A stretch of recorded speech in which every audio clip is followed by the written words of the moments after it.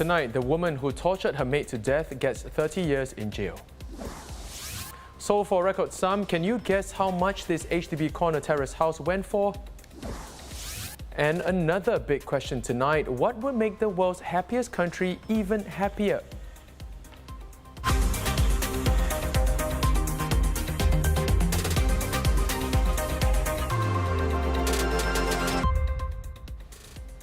This is the Straits Times Newsnight. Good evening, I'm Dylan Ang.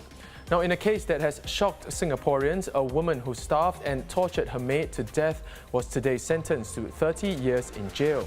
The High Court judge describing it as among the worst type of culpable homicide, one where the victim was made to suffer agonizing harm for a long time before she died. The accused, 41-year-old Gaiyathiri Murugayan, pleaded guilty to 28 charges in February. The most serious was culpable homicide, for which prosecutors had sought the maximum sentence of life imprisonment. The victim was 24-year-old Myanmar national Piang Nye Don, who started working for the family in May 2015, was assaulted almost daily for months, and she weighed just 24 kilograms when she died over a year later on July 26, 2016. The incidents in the last month of her life were captured on surveillance cameras in the Bishan flat. Gaiyathiri's then-husband, suspended police officer Kelvin Shelvam, and her mother Prima are also linked to the case. Both face pending charges. In other news, 10 men and a woman aged between 20 and 35 have been arrested for suspected illegal gambling, breaching safe distancing rules and drug offences. The suspects were caught during a police operation at a residential unit at Zion Road, where they were found gathering and engaging in gambling-related activities. Substances believed to be controlled drugs, cash and gambling-related paraphernalia were seized. 8 of the men were also found to be in possession of e-vaporizers and were referred to the Health Sciences Authority for investigations. And yet another HDB unit has joined the $1 Million Club. A 49-year-old housing board terrace in Whampoa sold for a record $1.268 million this month. It's the most expensive HDB resale unit to change hands, overtaking the previous top spot of $1.258 million set by a 5-room flat in the Pinnacle at Duxton last September. The 210 square meter unit at Block 39 Jalan Bahagia is one of only 285 HDB landed terraces in Singapore, mainly in Whampoa and Queenstown Estate. Now, if you had worked at or visited this FairPrice supermarket at 166 Bukit Merah Central at any time between June 3rd and June 21st, you might want to get tested for COVID-19. This comes as several cases were found among people who had been to the supermarket. A temporary testing site was set up at Block 125A Bukit Merah View, and it will be open until Thursday. Those who want to be tested must make an appointment.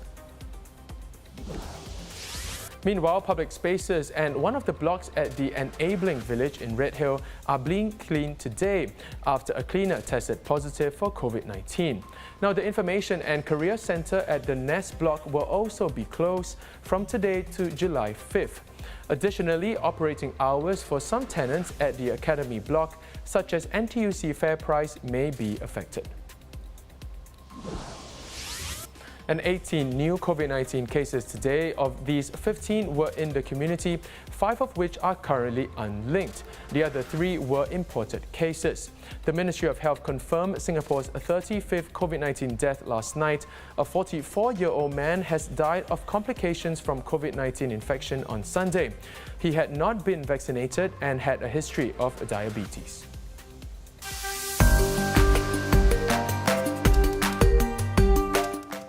Let's take a look at what's been trending on social media today. Billie Eilish has apologized for a video of her using an anti-Asian slur that resurfaced last week, saying she is appalled and embarrassed by her actions. The Grammy-winning pop star took to her Instagram stories to share a lengthy statement addressing the issue, saying she was 13 or 14 at the time and did not know the slur was a derogatory term. The video in question appears to show her saying an offensive term used in Tyler, the Creator's 2011 song Fish. Now, the 19-year-old also dismissed allegations she was mocking an Asian accent in the clip, saying it is absolute gibberish and just me goofing around. And the world's happiest country wants to be even happier, but it's having trouble getting there.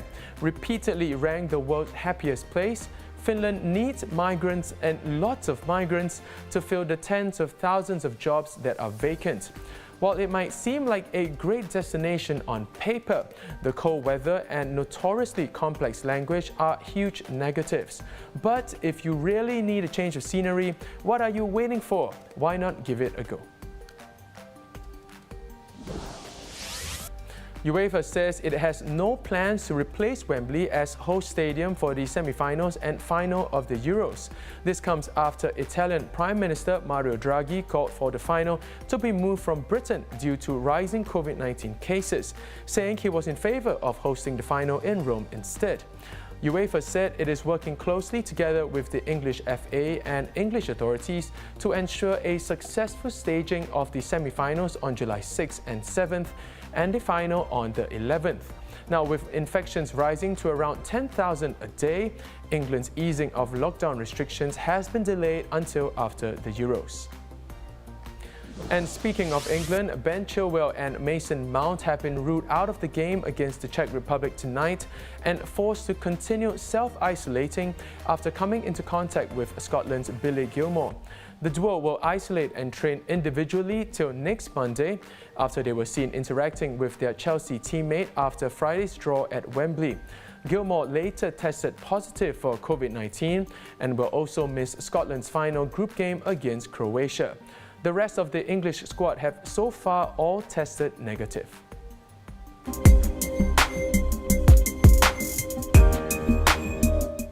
And in case you missed it, if you're like me and thinking a Pokemon brings back memories from your childhood, it's time to say konnichiwa to a brand new Pikachu-themed plane. Now developed in collaboration with the Pokemon company, Japanese low-cost airline Skymark will operate the plane as part of its Flying Pikachu project, aimed at promoting tourism in Okinawa Prefecture. If it looks kind of familiar, you're right. Pokemon-themed aircraft have been in operation before, with the last one being ANA's Pokemon Jet. The launch also comes as Pokemon celebrates its 25th year anniversary. Looks amazing. Who doesn't love Pikachu? Can't wait to get myself a ticket when I can.